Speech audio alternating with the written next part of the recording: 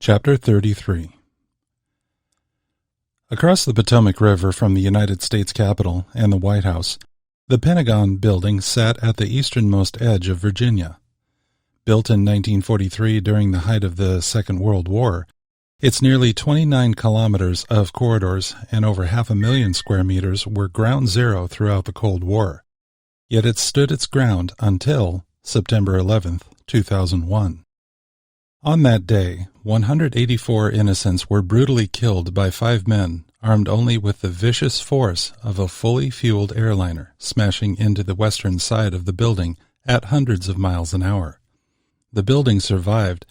More importantly, the verve and vigor of its people not only survived, but galvanized into a force vowing to stop at nothing until those terroristic menaces who assaulted the Pentagon and continued their blood-craving practices were wiped clean from the earth once and for all. Admiral Kenneth Grant Brinstock was promoted to his station at this bastion of United States military might for just that job. With the middle name of a famous general, Admiral Brinstock, or Kenji, as he preferred to be called, was foreordained to advance in the military's hierarchy. Kenji joined the United States Navy in the mid-60s, a time when it wasn't in vogue to join the establishment. Raised as a staunch East Coast Republican in the suburbs of Boston, Kenji rose quickly and steadily in the military ranks.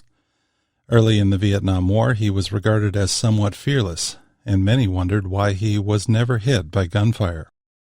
His seeming fearlessness was more the result of his poring over tactical reports from scouts and reconnaissance aircraft rather than not caring about his personal safety. Continuing to establish himself as a force to be reckoned with, Kenji never expected anything from his subordinates that he also didn't expect from himself. A textbook perfectionist, he was deeply admired by his superiors, except when his intensity forced them to deal with the inevitable human resource casualties, his subordinates.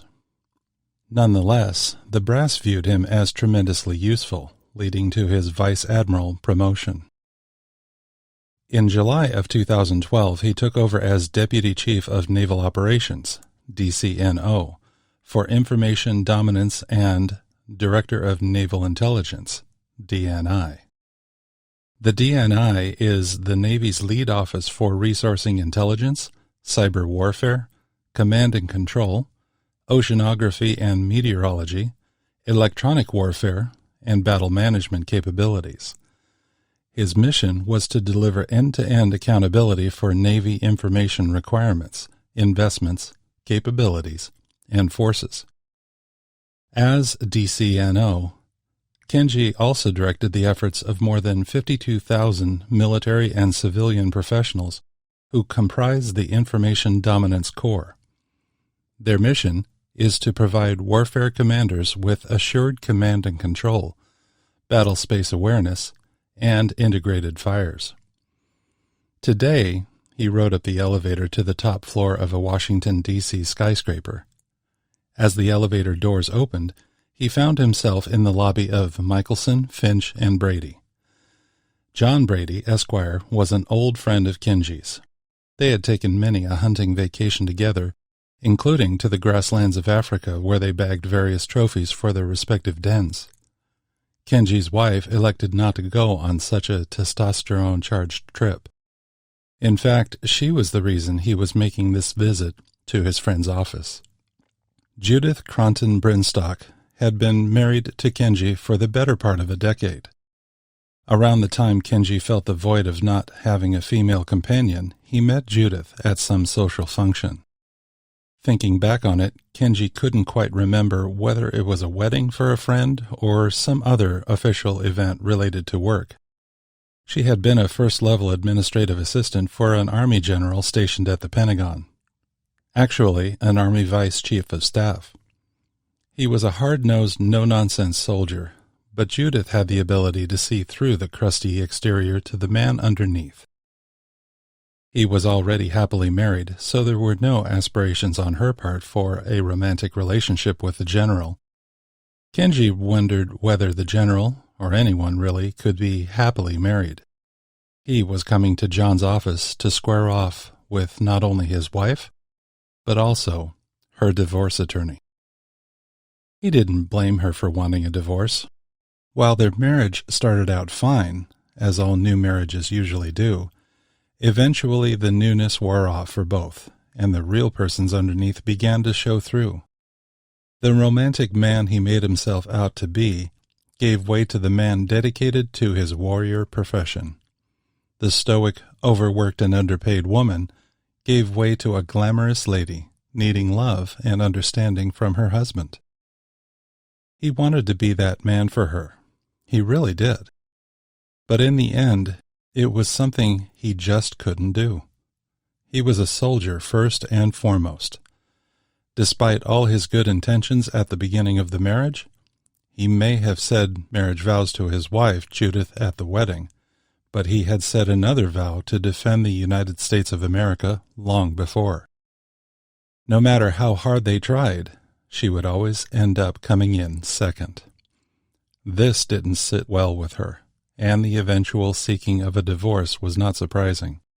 He had received a copy of the demands made by her and her attorney, and, for the previous week, had been thinking about her and the entire reason for this meeting. Today was when they would hammer out the final aspects of the divorce settlement and sign the papers. He had been thinking hard about the demands made in the documents and had come to a conclusion. They had to be changed. Stepping into the lobby, Kenji walked up to the receptionist's desk to announce his presence. Wearing his best press uniform, he was the picture of spit and polish the Navy expects from all its personnel. The woman behind the counter was more than impressed by the fine specimen standing before her. With an obvious smile in her voice, she addressed him. "May I help you?" "Yes, I'm here to see John. I'm Admiral—" "Admiral Brinstock?" she interrupted. "Yes." Getting up, she rounded the perfectly polished chrome and glass counter. "Right this way, Admiral. My name is Autumn. Mr. Brady is expecting you." Leaving the perfectly appointed lobby, they passed through the door to the side of the reception counter and traveled past several cubicles in the secretarial pool. There were numerous second glances coming his way from some of the women working hard at their respective jobs. It wasn't anything new to him, but at this moment, it didn't really stroke his ego. He knew he was there because he wasn't man enough to provide his wife with the things she needed. That, above all else, ate at his very soul. He may have been holding his head high with his dress cap under his arm, but inside he was slightly less than happy with the circumstances. The two reached Brady's office and, upon entering the door, the receptionist attempted to introduce Kenji to John, but was immediately interrupted by her boss. "Kenji, get your butt in here, you dusty old fart. Geez, you look like hell." Kenji smiled at John's attempt at humor. This was an old joke between two old friends. The better you looked, the worse the criticism would be. If you got a compliment, then you knew something was definitely wrong. "And you look like the south end of a jackass walking north," responded Kenji, falling right in line. Seeing her services were no longer needed, and perhaps to spare herself from the flurry of insults, Autumn quietly closed the door to the office and returned to her post. "And to think I was actually wondering if you'd be on time," said John. "You had a whole 30 seconds to spare. I'm not sure what to do with all the time we have." "You could go back to counting all your millions," Kenji replied, bringing up another old joke. The two men were both of comfortable means, but Kenji always made sure to act like he was a pauper and his friend was Ebenezer Scrooge. "I would be doing just that if you hadn't interrupted me," responded John. The two men sat down in a comfortable area set up in the corner of John's office. They both knew the meeting with Judith and her attorney wouldn't start for another 15 minutes. Kenji, being here 15 minutes early, was something he requested from John the day before, so he could go over the letter outlining the division of assets. This wasn't anything new to John. He had handled several divorces over the last 2 or 3 decades. Differences of opinion as to who gets what in a divorce was par for the course. The messy part is when there are children involved. Thankfully, that particular complication wasn't present in this divorce. John had pretty much seen it all. That is, until this divorce. Kenji was about to throw a definite curve to his old buddy. "So, what is it you wanted to talk about before we meet with them, Kay?" asked John. "As you know," replied Kenji, "we've received the list of demands from Judith outlining some things she wants in the settlement." "And you want to take a few things off the list," added John. He reached for his legal pad so he could take notes. "Not exactly," replied Kenji. "Excuse me?"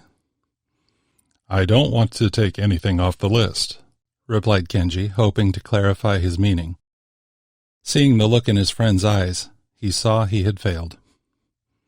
Looking down at his lap, noticing the way one knee was crossed over the other, Kenji reached into the depths of his soul for the next words. Bearing the soft underbelly of his soul was an uncomfortable task for him, but something he knew he needed to do. All his life he had been trained to be strong as steel.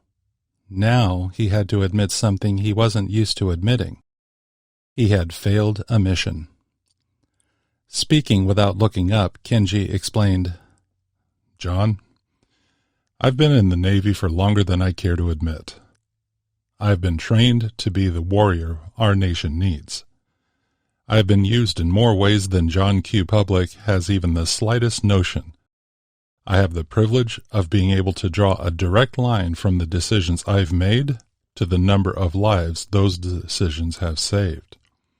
For decades, I have taken pride in perfectly carrying out the demands of the Commander-in-Chief and of my superior officers. I have done so with such precision and timing that I have actually been made one of those superior officers myself. I regularly meet with the Secretary of Defense, and occasionally I even meet with POTUS himself." Pausing for a moment, he looked directly into the eyes of his friend. For his part, John was more than a little taken back by what he saw. He knew there wasn't a chance in hell Kenji would break down and cry, but he saw emotions in him he had never seen before. He knew that, of all times, this was the time to keep his mouth shut. "But this," Kenji gestured to the paperwork he had originally tucked under his arm, the same paperwork now lying on the coffee table. "This is a mission which will occupy a very lonely place in my life. I've got a lot of things in my personal win column, but this thing with Judith, this one's going to have to go in the lose column." Pausing for a moment, Kenji gathered up the will to continue. "You see, 10 years ago, when we married, I decided to be the perfect husband. I approached it with the same military precision as I have the rest of my life. What I didn't count on, though, was, in order for this to work, I had to give more than what I was prepared to give. John, she's a good woman. I know you have a lot of people coming in here telling you how bad the other one is. That isn't what you'll hear from me. She's a good woman, and—" Kenji looked down. He couldn't look John in the eyes to say the next words. "She needed a better man than me." Taking a deep breath and pausing for a moment, Kenji steeled himself for what he had to say. Looking in John's eyes again, he said, "I've made a decision about the division of assets, John. As you will see here," he handed John the sheet he had made out the night before, "I've indicated that not only do I want to meet Judith's demands, I have added the list of items you see at the bottom of the page. I have decided to increase the term of alimony and also to increase the amount of it by 1/4. In addition, she is to receive title to the house completely. I do not want it to be split."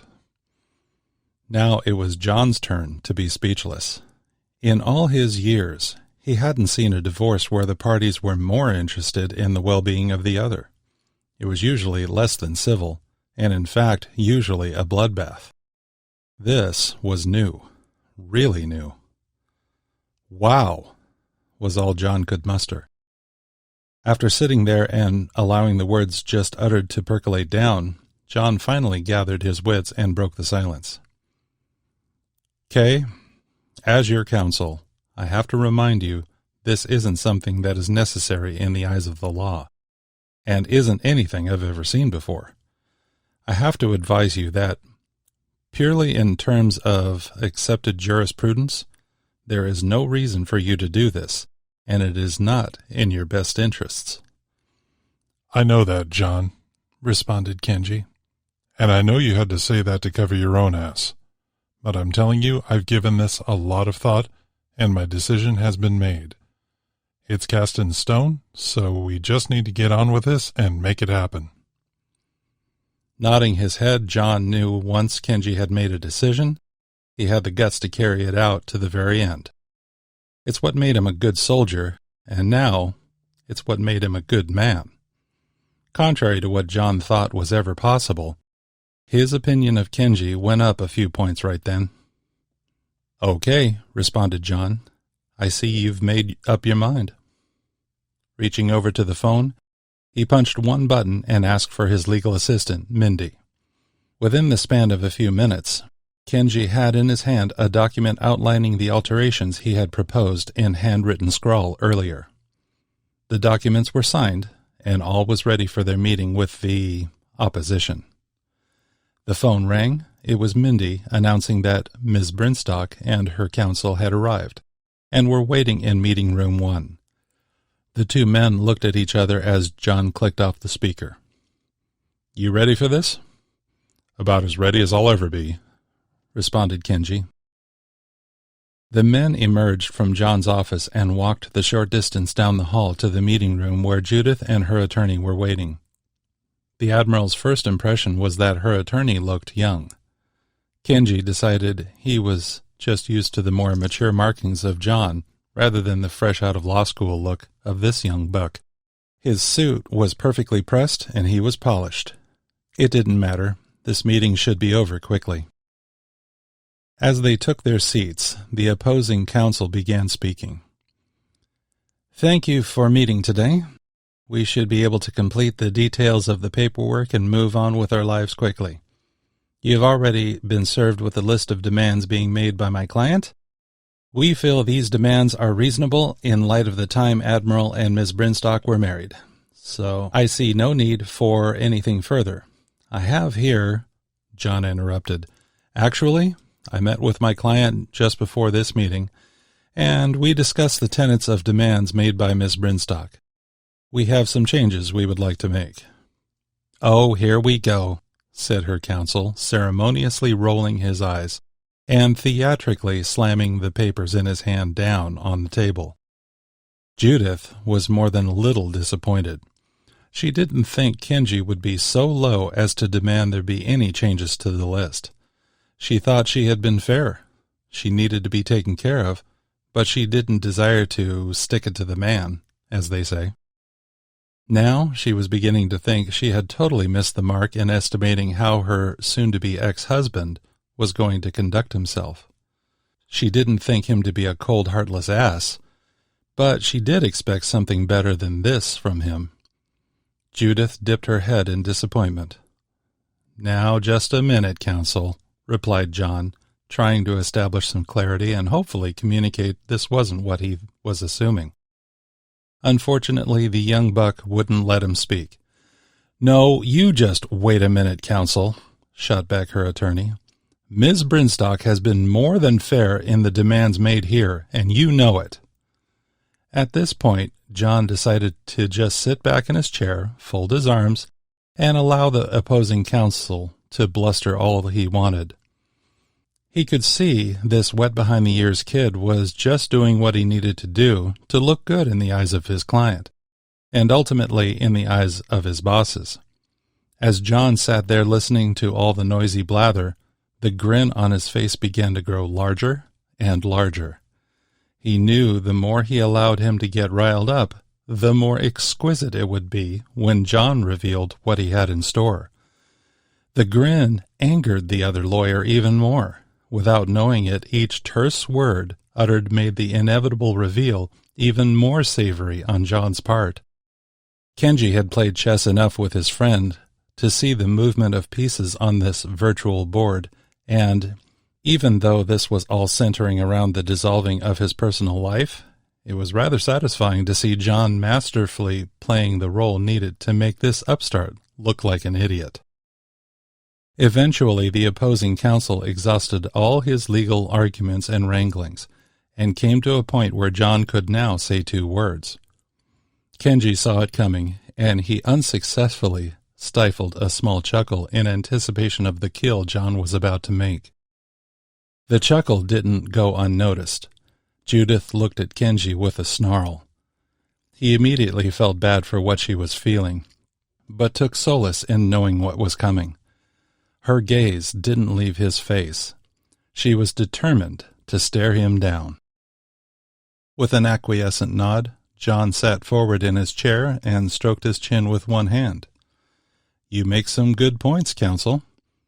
"Damn straight," said the kid.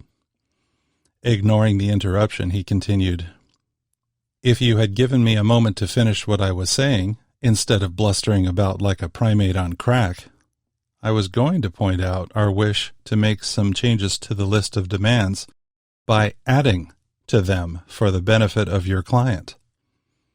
Judith's facial muscles suddenly went slack, and her gaze shifted to John to see exactly what kind of joke this was. She had been quiet the entire time. Without waiting for her attorney, her response was simple. "What?" For once, the kid was silent. Not only was he being upstaged by his client, he knew John had just knocked over his king in this game. "That's right, Ms. Brinstock.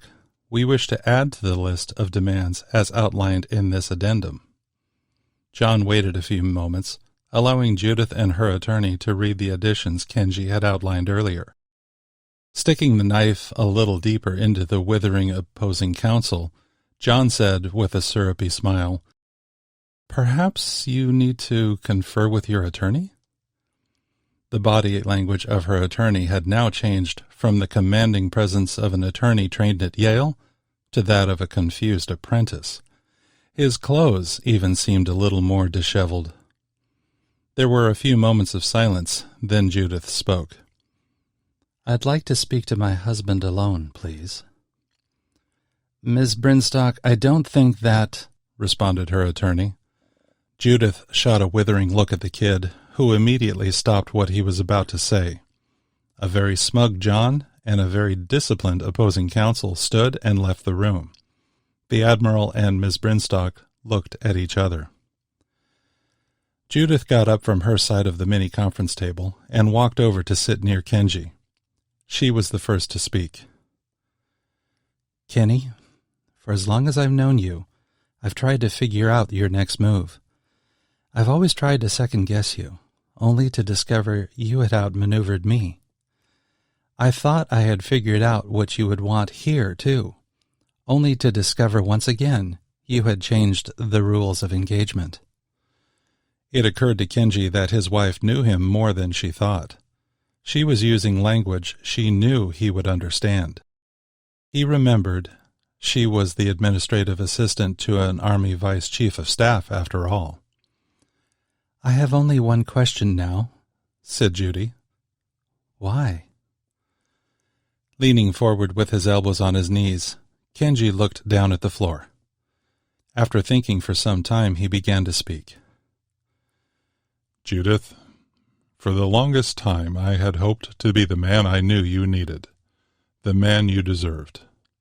I tried to convince myself I would be able to rise to the needs of the mission at hand, but when I received the notice of divorce, I realized this was a mission I was ill-prepared to complete." Looking up at her, he saw eyes of compassion he hadn't seen in a long time. A part of him wanted desperately to fight, doing whatever it took to make her his once more. Reason won out. no matter how distasteful the job, sometimes you just had to grit your teeth and push through.